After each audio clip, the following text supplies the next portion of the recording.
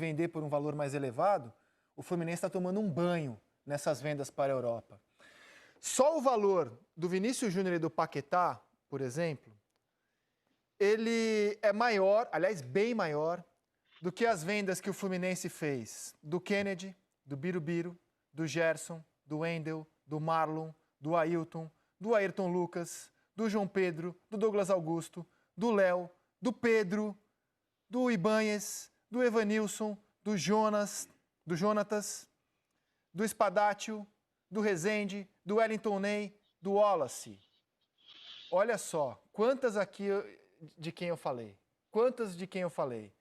Os jogadores do Fluminense que a gente listou, Kennedy, Birubiru, Gerson, Wendel, Marlon, Ailton, Ayrton Lucas, João Pedro, Douglas Augusto, Léo, Pedro, Roger Ibanhes, Evanilson, Jonatas, Espadatio, Rezende, Wellington Ney, Wallace.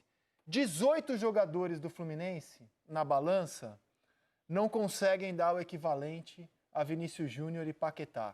E eu estou falando aqui de jogadores do Fluminense com potencial grande, cara. Né? Gerson, João Pedro, Evanilson, Pedro. 4 jogadores que eu citei aqui com potencial de seleção brasileira, com potencial de Copa do Mundo. Ô, Lédio Carmona, não te parece uma conta... Posso chamar de fracasso essa conta para o Clube das Laranjeiras? Se você for somar todas as administrações que levaram o clube a isso, sim. Porque o clube é obrigado a vender pela primeira proposta que aparece, ou que apareça, ou pela segunda, para resolver suas questões. E até porque, por exemplo, o Evanilson, eu conheço bem esse time do Porto, lindo também, não sei se o Kleber tem visto os jogos do Porto, ele vai escolher camisa lá no ataque do Porto, cara. Ele vai chegar e vai jogar, porque ele é melhor que...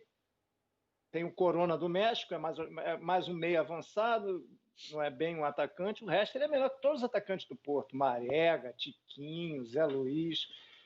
E esses aí que saíram do Flamengo, por exemplo, Vinícius Júnior, o próprio Rodrigo, eles levaram tempo para virar titular, porque a concorrência é muito maior. O Porto está pagando menos por um jogador de qualidade e esse cara já vai entrar jogando, já vai entrar resolvendo. Entendeu? Porque é até um caminho bom para ele começar na Europa, o Porto. O Porto normalmente é bom para os brasileiros começarem, o Porto e o Benfica. E ele vai arrebentar lá, porque ele é bom atacante e o Porto gosta de jogador de velocidade como ele, de boa técnica, ele tem lugar, ele não vai ter uma disputa tão grande no ataque, ele é muito melhor que os outros. Então, agora, o Fluminense precisa de dinheiro, Zé. 13 milhões. Vai vender correndo. Né? Por mais que tentou segurar até o fim do Brasileiro, não conseguiu. O Porto precisa também, porque o Porto não tem um time bom. Eu sei, Led, mas 13 milhões, para ser mais preciso. O Porto está querendo equilibrar. 13 milhões e 500 mil reais por um jogador do potencial... Reais, 13 milhões de reais. É barato. Por um jogador do potencial do Evanilson, é praticamente você dar o jogador. É dar o jogador. Os nomes que a gente listou, Kleber, dos 18 jogadores formados pelo Fluminense e negociados, até o Globo fez esse levantamento. O Fluminense lucra quase 300 milhões por Xerém. Achei pouco. É pouco. É pouco. Em uma década. É pouco. É pouco mesmo. Então, assim, o valor pode impressionar. O Globo estampou na manchete 300 milhões. É pouco. Podia lucrar muito mais. O Evanilson por 13 milhões de reais é troco. Fala, mas é parte, né? Mas eu não sei se ele é todo do Fluminense, não. Parte.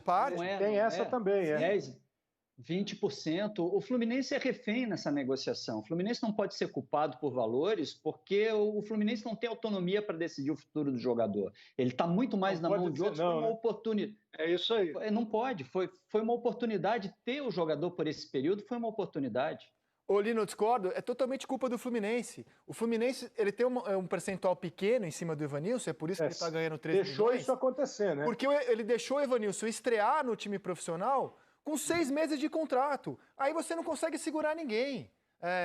Você já estreia no profissional, tendo só 6 meses de contrato, você já estreia e fala assim, tchau, vou jogar aqui uns 2, 3 meses e vou embora, né?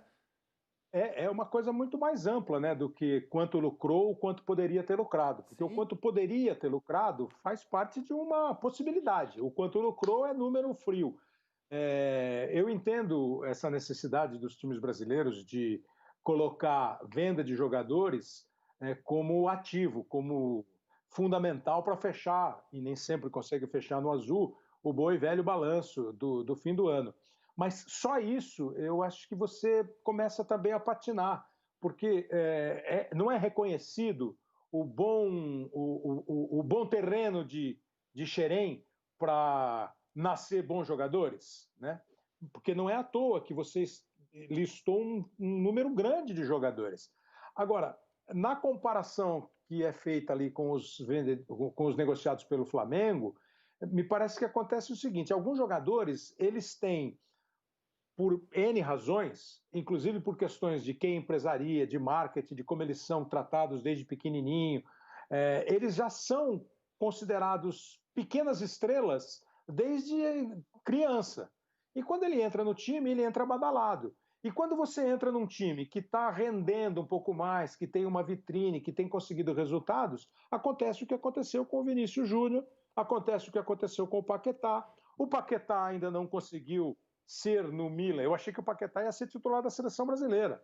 Hoje ninguém fala do Paquetá para a seleção brasileira. O Vinícius tem um potencial no Real Madrid, está numa boa casa, como o Rodrigo, que também todo mundo imaginava. Me parece que esses jogadores que você citou do Fluminense, com exceção do Pedro, e aí vocês podem incluir mais algum que eu esteja aqui negligenciando, são jogadores que você fala assim, pô, parece que é bom, entendeu? Ou acho que esse vai dar. E antes dele virar um jogador que é... E mesmo o Pedro foi para a Fiorentina e ficou quanto lá? 6 meses? 1 ano? Se tanto?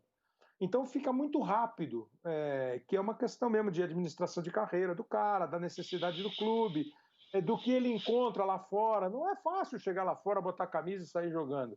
Talvez para o Evanilson seja mais chance de sucesso a partir desse cenário desenhado pelo Lédio do que é hoje o ataque do Porto, e ele vai ter possibilidade. Então me parece que é muito rápido. Quer ver uma coisa, Kleber? E essa rapidez faz o cara perder dinheiro, né, Lino? Ou ganhar menos dinheiro. Não é só isso também, é isso sim, mas tem a ver com as necessidades dos clubes. Os caras estão com dificuldade para pagar salário no mês a mês. Aí você tem uma base com pelo menos 3 dezenas de jogadores e você precisa fazer contrato quando esses meninos chegam numa determinada idade. Mas você é obrigado, porque o mercado vai te pressionar, a fazer contratos longos. O Corinthians está reclamando, essa semana saiu matéria sobre isso, que ele tem vários jogadores espalhados pelo Brasil com contratos longos da base que ele não consegue mais manter, negociar, é obrigado a emprestar e às vezes paga até parte, se não todo o salário desses jogadores, só para manter o vínculo dos caras. Então, essa operação nos clubes hoje, ela precisa ser muito, mas muito cuidada. A base, se não for bem trabalhada, gera esse tipo de prejuízo um pouco mais à frente. Você não usa, faz contrato longo, repassa e tem que pagar o cara ainda. Mas então você está dizendo que o trabalho está sendo mal feito. Ou pelo menos discutivelmente feito. Né? Porque, sim, concordo contigo. Eu fico pensando, a hora que você tem, vai lá, vamos chutar que você tem 100 jogadores na base. Né? Não são 100, né? Seriam 100 se você somar todas as categorias. Aí você paga 1.000 para cada um, só para arredondar contas. Custa 100 mil, né? 100 mil por mês dá 1.200.000 por ano, certo? Ou se você vende um por 5 mil...